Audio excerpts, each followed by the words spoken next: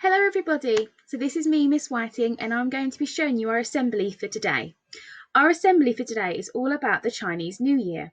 So this year is a new year for 2021 and it's the year of the ox. And it's actually the year of the metal ox because in the Chinese New Year they have 5 different elements. And every time they have a new animal, they also have a new element, for example, fire pig. But this year it's the year of the metal ox. So, the Chinese calendar names each of the 12 years in a rotating cycle after each animal. Therefore, this explains the legends that explain how this come about. So, one of the legends is the story goes that a race was organized by the Jade Emperor, one of the most important gods in the traditional Chinese religion, who invited all of the animals in the world to take part in a race. We're going to watch this video and it basically explains why these animals were chosen to be part of the Chinese New Year.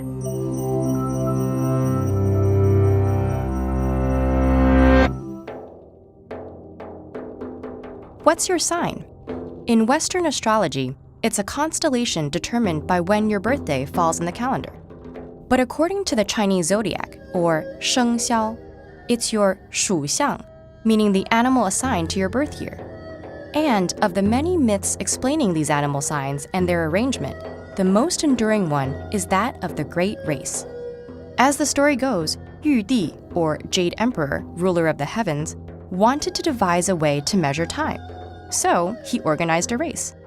The first 12 animals to make it across the river would earn a spot on the Zodiac calendar in the order they arrived. The rat rose with the sun to get an early start. But on the way to the river, he met the horse, the tiger, and the ox. Because the rat was small and couldn't swim very well, he asked the bigger animals for help. While the tiger and horse refused, the kind-hearted ox agreed to carry the rat across.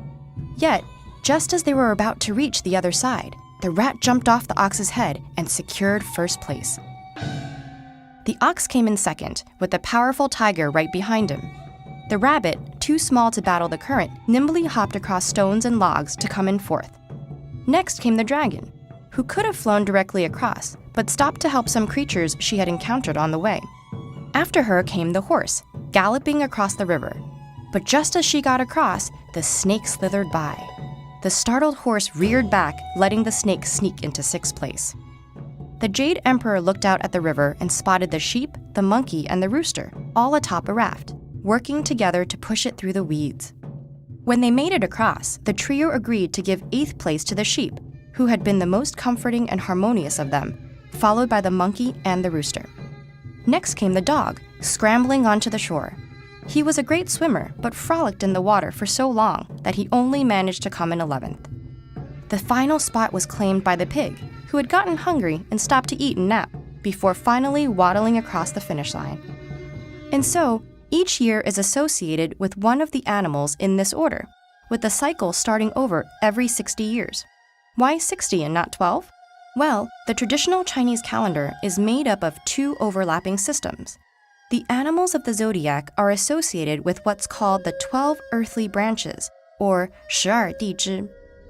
Another system, the 10 heavenly stems, or 十天干, is linked with the 5 classical elements of metal, 金, wood, 木, water, 水, fire, 火, and earth, 土. Each element is assigned yin or yang, creating a 10-year cycle. When the 12 animals of the earthly branches are matched with the 5 elements, plus the yin or the yang of the heavenly stems, it creates 60 years of different combinations, known as a sexagenary cycle, or 干支. So someone born in 1980 would have the sign of Yang Metal Monkey, while someone born in 2007 would be Yin Fire Pig. In fact, you can also have an inner animal based on your birth month, a true animal based on your birth date, and a secret animal based on your birth hour. It was the Great Race that supposedly determined which animals were enshrined in the Chinese zodiac. But as the system spread through Asia, other cultures made changes to reflect their communities. So if you consult the Vietnamese zodiac, you may discover that you're a cat, not a rabbit.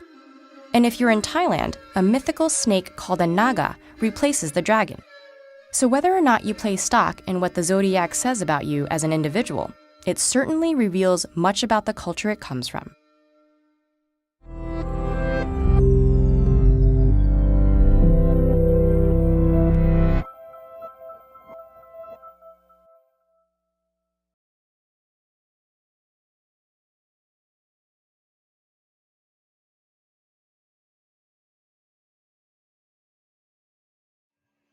So there we saw the story of the how the animals were chosen for the Chinese New Year and how each 60 years it changes.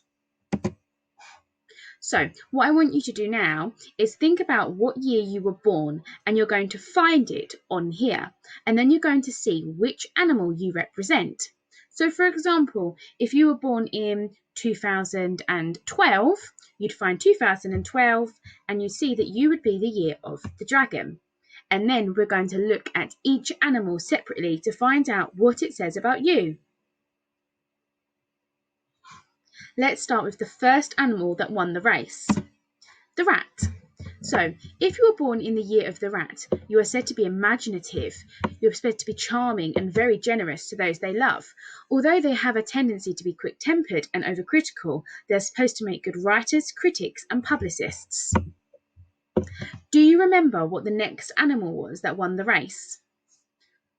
Yes, it was the ox.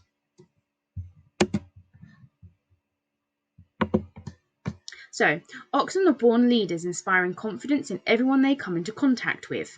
However, they can be too demanding, methodical and good with their hands. They make fine surgeons and hairdressers. Then came the year of the tiger. Tigers are said to be bold and adventurous and are bestowed with initiative and charm. However, they have a tendency to be risk takers, making them act before they think about the consequences. They tend to make good bosses, explorers, or even racing drivers. The next we have the year of the rabbit. So rabbits are affectionate, cooperative, and pleasant with lots of friends, but they can get too sentimental and seem superficial. Ideal careers areas include law, diplomacy, or the stage. Then we have the year of the dragon. Dragons tend to be popular individuals who are always full of life and enthusiasm, with a reputation for being fun-loving. They make good priests, artists, and politicians. We then have the year of the snake. People born in the year of the snake are romantic and deep-thinking, wise and charming, although they tend to dismiss others too quickly and are a bit stingy with money. Ideal jobs include teaching. I wonder how many teachers at Elaine have the year of the snake. Then we have the year of the horse. If you're born in the year of the horse, then you are amazingly hard-working and very independent. Although you are intelligent and friendly, you can sometimes be a bit selfish.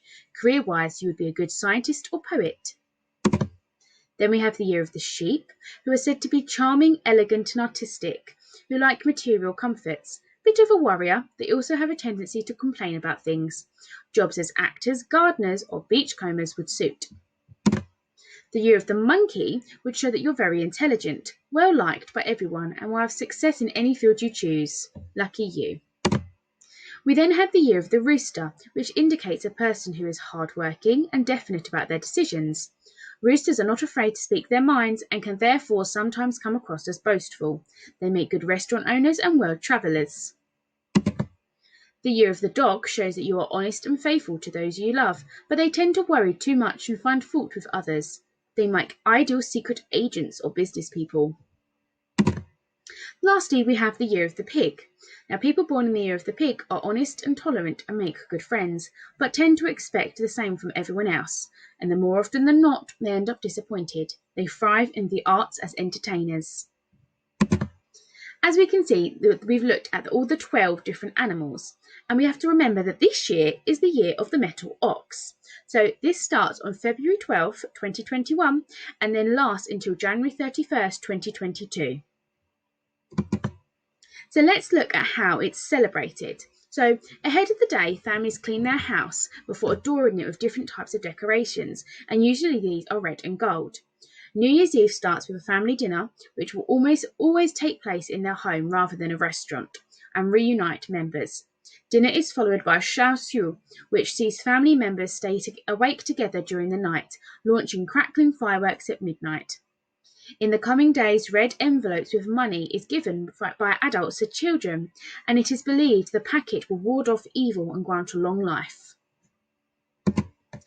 Now let's have a challenge. I would like you to see if you can write your name using the Chinese alphabet. You can see I have written my name, Miss Whiting, using this alphabet on the right. Why don't you give it a try?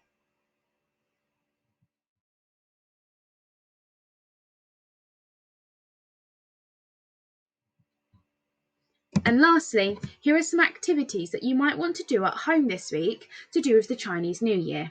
You could make a finger painting and make it look like an ox, as we are in the year of the ox.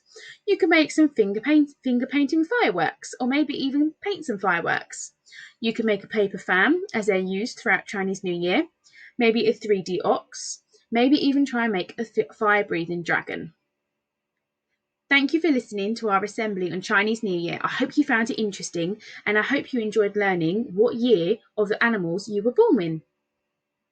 Bye, everybody.